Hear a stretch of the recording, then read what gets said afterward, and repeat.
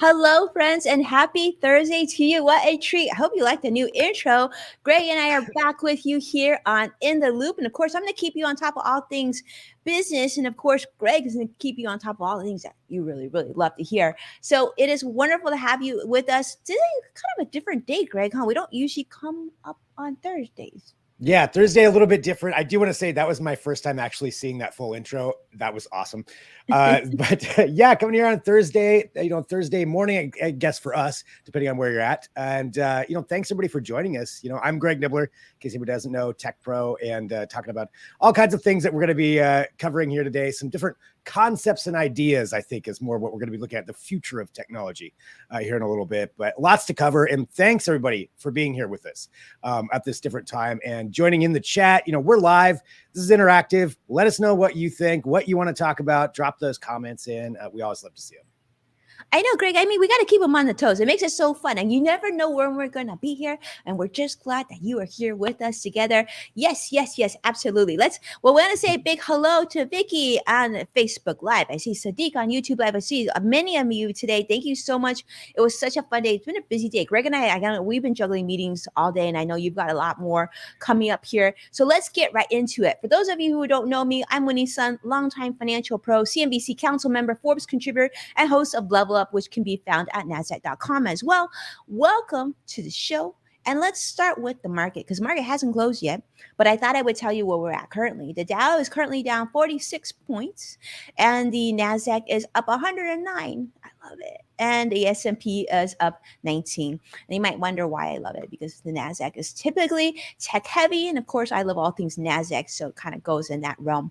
Well, one area, Greg, I think we should talk about is this on Tesla. Now, I know I would love to hear your take on the tech side, but on the financial side, Tesla doing better than expected in some areas and less than expected in other areas, but revenue has grown over 42%. In fact, I feel like they continue to be like sort of undefeated in this realm, because I guess there's definitely been some supply chain issues for a lot of the other auto manufacturers, and Tesla has having less issues there. Earnings, in fact, rose to 2.27 per share adjusted, and they were expecting just about $1.81 was sort of the analyst expectation. So they definitely did great in terms of revenue. Over almost $17 billion revenue was expected, and so they actually ended up with, I think, a little over 17 billion. So very, very close there.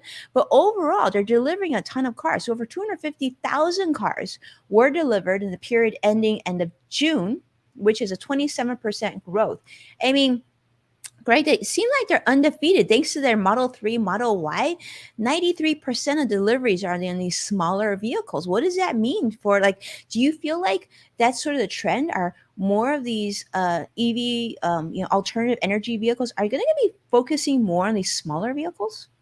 Yeah, I think that's going to be an interesting thing to kind of look at going forward, because, I mean, right now, Tesla is the leader in it. I mean, obviously, and their cars are great. Let's be honest, they make some great cars, and they're able to get those out there right now. Because I think you mentioned the supply chain issue side of things. I mean, that's huge. The fact that they can actually deliver them, because that was always one of the kind of knocks about Tesla, right? Is they can't make them fast enough to get them out there, and now they're kind of catching up with that. The other part, though, I think that going forward, other manufacturers are going to catch up as far as being able to produce these and producing more EVs, and everybody's getting into that game. And I think the smaller sided ones, those have been around there for a little while, but a lot of these other manufacturers are now coming up with better ones. They weren't always that great. They didn't look cool. They didn't have all the bells and whistles. And now everybody's kind of coming up to that, but Tesla's still ahead of the game. I think there's that side. The one that's going to be interesting to me going forward is going to be the more pickup truck side, is how that's going to play out. I mean, the Cybertruck, I saw something today saying that I think Elon Musk said maybe next year. I kind of doubt that. but maybe the Cybertruck will come out. But when that gets out there, when you get the Ford EF-150 that they've got coming, and then all those other ones, all the other like Rivian and everybody else working on that side of things, I think that's going to be a huge indicator of of where it's all going to go. Because if those work well, they're going to be huge. If they do, I love that you say that. And I read this news in the financial news also, Greg, that the U.S. Postal Service has now committed to buying more electric vehicles for the U.S. government postal service. So I think that's good too. And actually, and I heard about this, Greg. I was going to ask you. I heard like Mercedes is like just going gangbusters on this SUV they have that has a 500+ mile range. Have you heard of this? Yeah, I've taken a look at some of their concepts and their videos of it. I mean, this thing's amazing. I think it also, if I remember correctly, I think it starts at like $300,000 or somewhere in there. So 120 for that one. Actually, I have a client that picked one up, and I was like, "Whoa." Okay, so that's not as bad as I thought. But yeah, I mean, that's pretty cool because you are starting to see more of those luxury lines of EVs too, and it's just this whole side of the industry is just going to explode here the next couple of years. But looking at it, making it super cool and putting all the tech in, that's pretty awesome. I know that's what gets Greg excited, all that tech. Yeah. And so, and then the bells and whistles. Yeah, we want to hear about that tech that gets you excited, Greg, because that gets us excited. And I want to say a quick hello. I see Tony Blash joining us from LinkedIn Live. Hello, Tony, and welcome to the show. Another thing we want to jump into is also on Netflix. Now, this has been big news. Now, as you remember, we talked about this not that long ago, but it's been trending on social, it's trending on LinkedIn News as well. They were talking about potentially losing over 2 million subscribers. And they announced this week that, guess what? They only lost about 1 million subscribers. So this is sort of like the financial saga right now. Is this going to be a turning point for Netflix? Meaning that, will they have to quickly transition and change their business model so they stop losing more subscribers? Or is like that 1 million going to be that sort of sweet spot where, okay, we lost 1 million, but now it's better days ahead? So that's what a lot of people are watching and really thinking about too. And that's also some of the reasons why a lot of streaming industries and entertainment industries are a little nervous. I don't know. What do you think, Greg? You have a gist of, I mean, if you were just guessing, what would you think? I think I mean, with Netflix, every streamer looks at Netflix, right? Because they're the longest running, the biggest one, or have been forever, kind of the leader in the industry. So everybody's kind of looking at that. But yeah, what does Netflix do? Because there are so much competition right now with everybody else, and a lot of the competition is lower priced. Even if it's a loss leader right now, they're lower priced than what Netflix is. So I mean, Netflix can keep jacking up that price, but I mean, eventually that's going to, turn some people away because there's other options. There is something else though that they talked about, that there is going to be an ad supported tier that is going to be coming. So I think that maybe could make up some of that revenue if people just don't want to pay for the full one, but they're willing to put up with some commercials, that could make up some of that, some of their loss there. But then the other side too is these are just things I've been reading then, and we knew they were going to be doing this, and they're testing it out in a few countries right now where they're not going to let you share your password with another house. Mm-hmm. I mean, I think pretty much anybody, I know you're not supposed to do that, but passwords get shared. So that's one way that they're going to try to mitigate some of that. So we'll have to see how that all shakes out. I mean, I think as long as they keep putting out really good shows, even if it's just a few a year, I feel like people will stick around. I mean, Stranger Things, whatever, Ozark, whatever other ones they come up with, as long as they have some of that premium content, I feel like people will stick around. Yeah, you get that premium content, people will stick around. Absolutely. And it's so interesting, Gregory, you're talking about that lower tier. Like, I mean, I think I have Hulu that's like 99 cents a month, which is where you have all the advertising. And it's so interesting because we were there before, Greg. Remember when television was full of ads and we got fed up, and then Netflix decided to bring us content that didn't have as many, ads, and then we were all excited. And then now we're going back to that, right back to it. And with all the services paying about the same amount too. Yeah. So interesting times. Well, I will say this, a lot of people right now are looking at their budgets and looking at prices going higher and looking like how much more can they be stretched. One thing that I've been telling a lot of people to do is, in fact, basically toggle between different services. So if you have, let's say, Disney Plus and Netflix and Hulu and whatever else, HBO Max, instead of paying for everything at one time, maybe pay for Netflix for a quarter and then turn it off and cancel and then switch to Hulu for, and then that way you're only paying for one service at a time because you only have one set of eyeballs anyways, and this can really like decrease your streaming expenses by like 50%, if not more. So consider that. Okay, that's my tip for that. The other thing we want to talk about is Uber Grocery. Now, Uber Grocery sort of this, like, it's been around since 2020, and to be honest with you, I've actually thought it to be very, very lackluster. Many of you know I'm a big fan of curbside pickup for groceries. I think it's actually one of the smartest ways to shop and preserve your money. Okay, it's good for your budget if you do curbside pickup. Just trust me on that. But Uber Grocery, I've always thought was really just like it's hard to search for the things that you want to buy, and it's just like expensive and whatnot. But looks like they're actually going to be changing things around. They're going to make it so that you can place your orders for grocery stores after hours. You can schedule deliveries. You can track your order, which I really like that feature, tracking the order of when it's going to get to you and whatnot.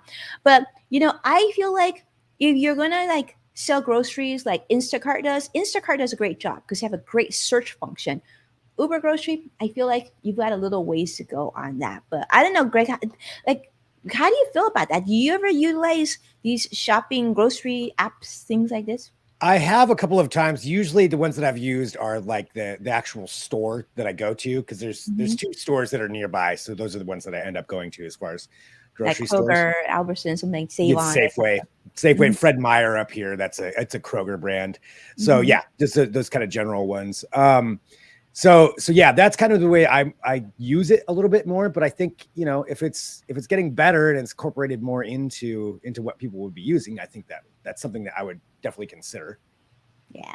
Yeah. So, for those of you who are interested in that, we'll definitely do more on. I'm going to do another episode in the future and then talk about like how to best stretch your grocery budget because there's a lot of great hacks I got to share with you too. Okay. And then Yes. before I jump over to you, Greg, I just want to share this with everybody because I thought this was pretty cool. LinkedIn asked me to share this, and so I'm happy to share it.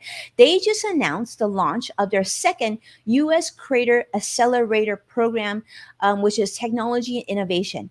And this is part of LinkedIn's $25 million investment in creators. So what they're doing is they're introducing a 6-week program designed to support creators who are passionate about technology and innovation. Obviously, like if you watch Greg, this is something that you're going to want to do. Okay, so if you apply, you can actually get a financial grant of $12,000. Now, applications open this week, and they're closing like August 10th, I think it is.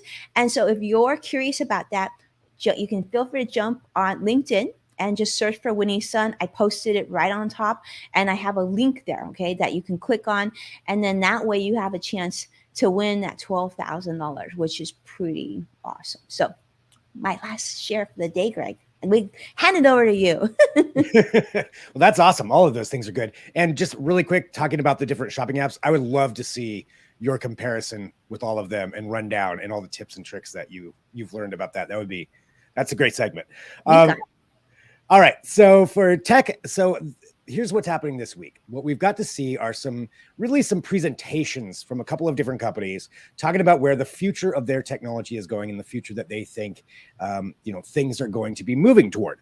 And one of those, the first one, is Apple. So Apple had a couple of things. One thing for anybody out there with a newer iPhone, you can download now the iOS 16 beta. So the beta iOS 16 platform. So that's the full one's coming out later this fall. But if you want to see some of the new things that you're going to be able to do with your iPhone, you can download that right now. It's free to do it. You sign up for it.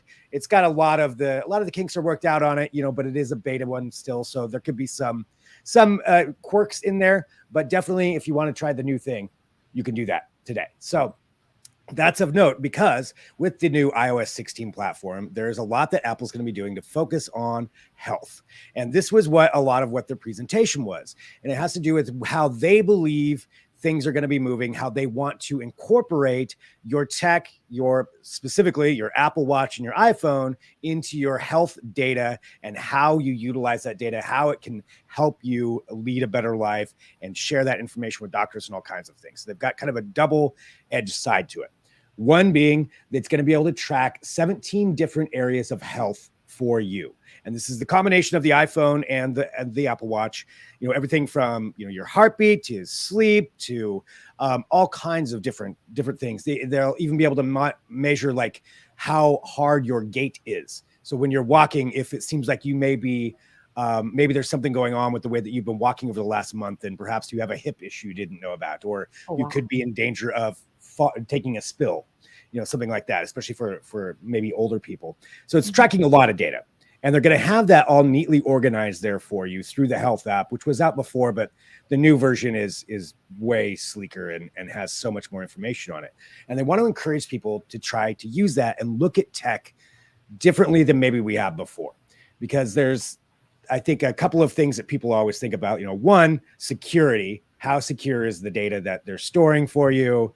What are they doing with that data? And they're trying to be real upfront with that, saying the data is just for you, but they can also anonymize it. Anonymize? Am I saying that right? Yeah, there we go. We We'll work got on that. Yeah, there we go. You know what I'm saying. They can make it anonymous and send it uh, to the medical professionals, to like just for science in general, to study mass amounts of data and see what they're getting out of it. So they want to just help bring the health industry into just kind of a new era using technology. And my question for everybody too, and for you, Winnie, is how do you feel about that? Like, how is this something that you would want to use, to have Apple analyzing your health more with tech, or is it, maybe I'm not quite ready for that? Greg, I'm all for this. I actually also saw this morning, Amazon announced that they're planning to buy One Medical, so they're actually trying Yeah, to go after this as well. I do think, of course, privacy is a big issue, but let's be honest, right? A lot of things, we're not experts in medical concerns, and the times that we spent with our medical professionals and doctors, it's a very limited amount of time.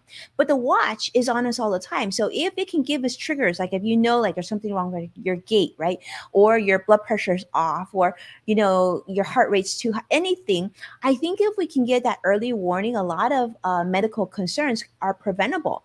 And I yeah. think this is a way where we can have 24/7. I don't, one thing when you were talking about that is I was chuckling a little bit, Greg. I'm like, okay, so the watch is gonna like track me during the day. It's gonna track how I sleep. When is it ever gonna get charged? Because I don't wear my watch to sleep because I figure it's charging too, right? So what do you need? Like need two watches now? But yeah, Yeah, that's I true. think yeah, I think we need it. I love, like, for example, when I go to the doctor, and I just went to doctor recently and got lab tests and everything else. It's so convenient because there's an app and they have my information. You sign off anyway. All your doctors are gonna get all your information, even if, like, they didn't write the prescription. So I think we're gonna have to be okay with this if we want better health. And let's be honest, going through this pandemic, we recognize that there's a lot of unknowns that we don't know, and we need people to watch out for us. Yeah. Yeah, I'm all for it too. I think if it's going to give you indicators and, like you said, preventable things that maybe, that are easily overlooked, because if something's going wrong and it's like happening very slowly for you, you may not even notice that anything is wrong. But this data can tell you, like, actually you have something is off with you. Like, this has changed over the last 2 months. You may not have noticed. Take a look there in the chat. Somebody asked if I got an iPhone yet. I do have an iPhone. That's I'm Vicky. still using my Android, but I've got an iPhone that I test things out on, but I haven't fully committed yet. I think Vicky has a good point, Greg. I mean, like, when's the last time we talked about Google doing something like this? I'm just saying. And even actually on CNBC yesterday, there's a big interview talking about how, like, Apple is going to be creating a car that will really go after Tesla's money. So, like, that was actually news yesterday, and they're saying that they don't know how far along Apple is, but they're saying they're gonna go directly to self-driving, right? That's sort of the rumor right now. That's the rumor, because I mean, there's been rumors of this Apple car for years and years. If you ever Google it. There's some crazy concepts of Apple cars out there, but there's some really funny ones. Yeah, that's the topic has always been, yeah, Apple's looking to go and create a completely autonomous car and just jump into that level. There were also the rumors they were trying to buy Tesla years ago too. Who knows if that's That entirely boat has true or sailed. not? Mhm. What's that? That boat has sailed. Yeah, that's not going to happen now. But yeah, I don't know if Apple does do it. I'm sure it'll be probably a well-made car. But if they incorporate that in, so then what? We're just living in completely Apple world. So you have your Apple Health, your watch, your iPhone, your car, your Apple Home. Yeah, everything all Apple. Yeah, Try to have well, it come I together. know. I feel like we'd have a whole conversation because the audience wants to know, Greg, when you're going to get your Apple phone. Not yet. Believe me, everybody will know. Everybody will know if I make that switch. So we'll see. We'll see. But this is intriguing to me. I do like this. You did mention the Google side of things. They are working on health side too because they did buy Fitbit. So they've got some of that going, but not as robust as what Apple's got going right now. At least with Yeah. this new iOS 16 update. I got you, Vicky. She's saying thanks to Pool Winnie. Ah, I know. Uh, So okay, I do have one other thing to talk about because you mentioned Amazon and Amazon, yeah, buying what is it, One Health? I just read this news this morning, so I was unfamiliar, but buying that health clinic. Now Amazon also had another thing this week for, I'm just going to say it once, just so I say the word, so be prepared if your speakers go off. Alexa Live, that is the name of the event that they have. So it's all about everything for their AI system. And it's about the future of that and how they want to see that incorporated in and to make it easier for everybody to use. And I love this concept because I don't know how many people out there use smart home systems. I have a Google one, I have my Amazon one, I try them both out, and they both work about the same, I would say. And that is all right, but still kind of clunky. I mean, they're still clunky. They don't necessarily understand everything you say. Setting up routines is really hard, and that's what they want to change. They want to make it really easy, so you don't have to worry about going in and programming something. You just tell it what you want it to do, and then have your smart home system also learn a little bit more about how you operate, things that you do normally. So if, say, it knows if you're going to be gone from these hours, it'll turn off these lights, it'll set the temperature to this, and just do it all for you and do it nice and easy, incorporating it all into every other smart home device. And that was the other part that's coming up. There's going to be a new system for all smart home devices. So I don't know how many people out there have tried to set up like a light bulb from one company to work with one smart home system, but it won't work with the other one, and it's a real pain. I have that issue because I've got like 3 light bulbs from 3 different companies and none of them work on the same system. That's all going to go away. So pretty much every manufacturer of smart home products and the smart home systems, they're all going to the same kind of an interoperability platform. So they'll all work together, which means you plug something in, it'll connect to whichever device that you want, which I'm all for that. So they're talking about how that's going to make things a lot easier too, which is cool. I'm excited to see where that can go. I know there's still a lot of people out there that are pretty hesitant on smart home devices, though. I don't they know, are. Winnie. I don't know if you have one. I do have one, but I feel like I need to say welcome, Sadiq. Hello, Sadiq. It's great to have you, Hey, Sadiq, Sadiq. because Sadiq said I did not say hi to him, so I'm so sorry about that. It's been a busy day, but yes, I do like that. I had smart home stuff put into my house prior to so that when it was more reasonable, because one of my best friend's husband owns the company Smart Homes US, and I will say the smart homes technology has come down in price significantly from when we first set it up. And honestly, I told my husband, why do we even need this? But my husband, being a techie, he loves all things tech. But yeah, I mean, I'm with you. It's very clunky. It doesn't work so great, but hopefully it'll be better in the future. I feel like I can turn on my own lights, I can open my own garage, but like I feel like they need a dose of like Apple Tesla to do this properly. Have them That's get it. them involved. That's one area actually where Mhm. Apple has been behind on is some of the I smart home know. What's up? devices. I'm sure if Well, because they Apple made it did so the same. expensive. They had their Apple HomePod, I think it's called, and it's Yeah. so much more expensive. Well, I mean, like, if it was better and more expensive, maybe you could justify it, but it sounds like it's not because Greg did give it a thumbs up. But It's yeah. not, but Okay. maybe it will be. So when this new system comes Save out, your that's money. that's I have to get one dig in. Yeah, the new system. Just getting the name of it here, but yeah, once that comes on board and everything is kind of working together, it's going to make it a lot easier. I think everything is going to work a lot smoother, and people will finally understand some of the advantages that you can get from the smart home systems and Sure. try them all out. So I'm all for it. I'm excited. All right. Well, you let us know, okay, Greg? I You will. keep us posted on that. Yeah. But Definitely with will. that, I mean, like, this was amazing. I mean, I'm so glad we were able to come today on a Thursday. I know, Greg, that you got to run, so I'm going to keep you on schedule. So thank you, everybody, for tuning in with us. Thank you so much, Sadiq, for joining us on YouTube Live. And so many, wow, Vicky, Facebook Live. So many of you joining us. Today's a big show. We appreciate every bit of you for being here. And I'm going to throw to Greg.